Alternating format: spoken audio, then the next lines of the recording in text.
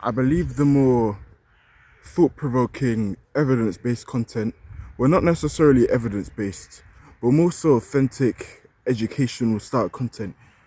As of lately, during the past few years, it's really starting to be recognized a lot more and a lot more acknowledged. Back in the day, it was very common for the highly edited style videos to be the talk of the town. We're slowly starting to realize that, yeah, we're just sick of that hyper stimulating shit. And people are really starting to crave authenticity a lot more. And as things should be. I believe YouTube is actually pushing a lot more of these videos on people's feeds. I mean, I can only speak from my experience. And that's a great thing. We need more insights from people all over the globe just to give us a bit of a boost in our own personal lives, because I can understand, man, it can be really hard at times, I'm well aware. So I actually believe that's the even better approach. With the one con being, it's going to take a lot longer to accumulate your audience via doing those type of videos in comparison to doing your educational style videos. Pick your poison. It's all just down to personal preference and what you tend to prioritize. What type of audience would you like to accumulate? The funny thing is, the entertainment side of YouTube, you're probably going to attract a lot more subscribers.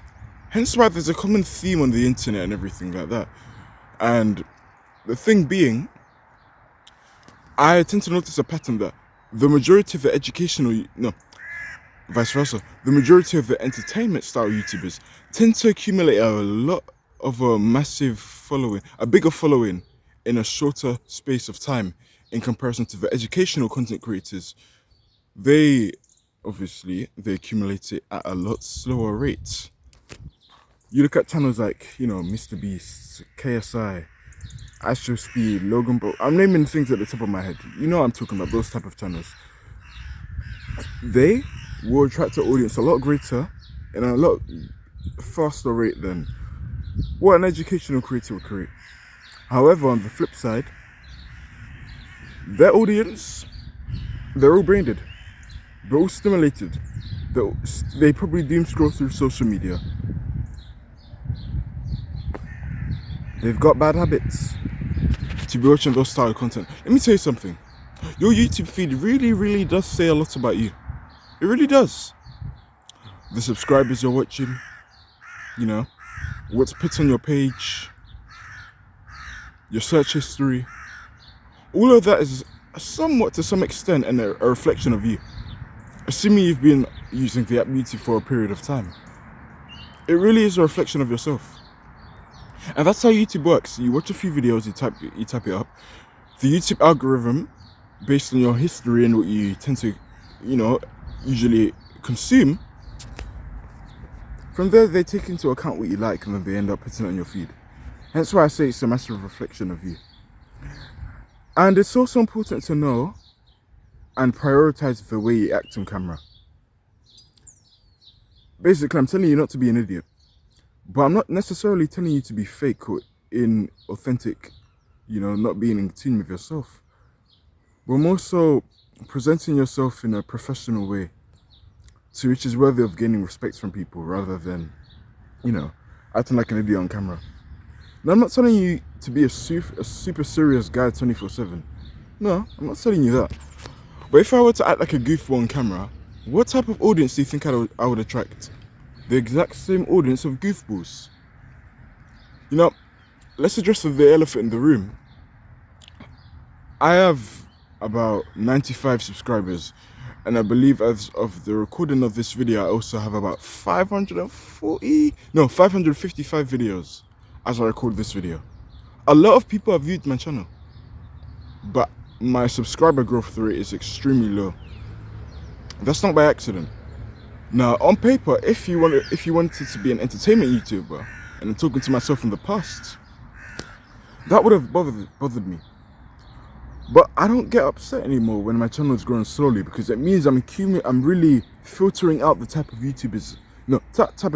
But I'm really filtering out the type of audience, because I know the audience I want to attract is rare. And I'm well aware that, the sweetest fruit tends to require the sweetest of patience.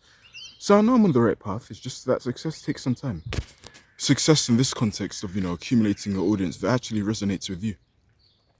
So I don't get upset when when I see that I'm not accumulating the type of subscribers I want to accumulate at a rapid rate, because I know I'm on the right path and the people I attract in the comments, they're actually real human beings who you can actually speak with. And those are the type of people I want to attract. I don't want to attract clowns. People say I'm very funny in real life, and I'd like to believe so. I think I am. I mean, I don't really try. They just laugh, but I don't want to be a goofball on camera, because I'm going to start to attract goofballs. And when you start to attract goofballs, you're going to attract them in real life also. This isn't just in a social media setting. The way you act on camera, you're going to attract the exact same people. So I'd rather actually grow up mentally, and that's just through everyday documentation, keeping promises to yourself and doing the things that will propel you forward. And yes, there is the con that it will take longer, but you're going to reach that goal eventually, assuming you don't give up, right? And that's my approach to YouTube in terms of, accumulating the type of audience that I would prefer. So I'm going to keep doing videos like this that will help you serve a benefit to your own personal life. And yeah, I don't see the harm of doing that. It's all about the long-term game. Short term, you're going to lose, and it's going to really hurt, I'm telling you. This is coming from someone who's been doing YouTube. As of this recording on this channel, I say this channel because I actually had 2 other prior videos before that. Gaming channels, I wasn't very fond of them. Well, I look back now, not the fondest of them, despite the good editing. I just grew out of it, man. I'm 19 years old, I'm turning 20 next year. Like, come on, man. Priorities change, personality changes.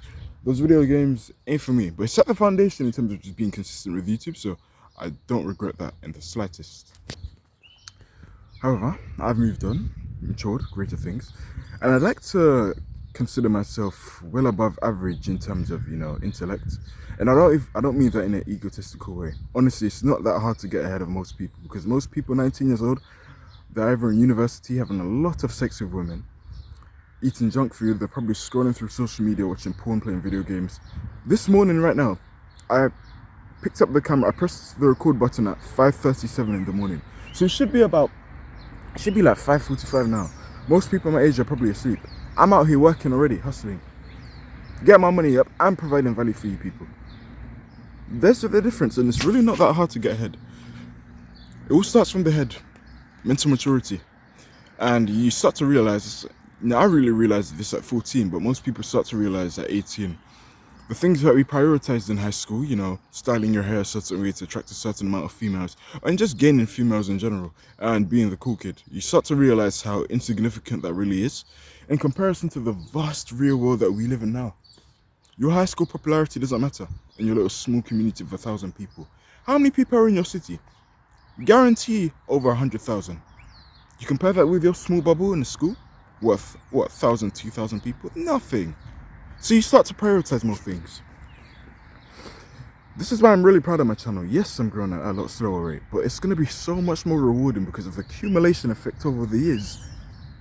When I eventually do attract my audience, which did take time to build, and usually the way of life goes, the longer it takes to build, the more sustainable it's going to be. And the people that tend to spike up really quickly in terms of growth in YouTube, well, they don't last long. It's fleeting, it's temporary. And if they were to last long, where it comes with a consequence, they don't like themselves, because most of the time they have to be inauthentic to attract a certain amount of audience, a certain level, just a category of audience. Says, I want to use Aiden Ross for example, and I like Aiden Ross. I don't watch his streams, but based on what he says, talks, he seems like a solid guy, but he's become famous in the wrong way. He's become famous by essentially acting gay on camera. Selling your dignity. Shameful. So sad. And I know he wants to gain the respect, and I've seen one of these streams. I don't like talking about people, but I'm talking about him specifically as an example, and also because it came out from the top of my head. He made a stream a few months ago expressing how he wishes he was respected and why his fans don't respect him on camera. And it goes back to what I said in the beginning of the video in terms of how the way you behave on camera will dictate the quality of audience that you attract, whether you be real or fake. I mean, preferably I prefer you be real.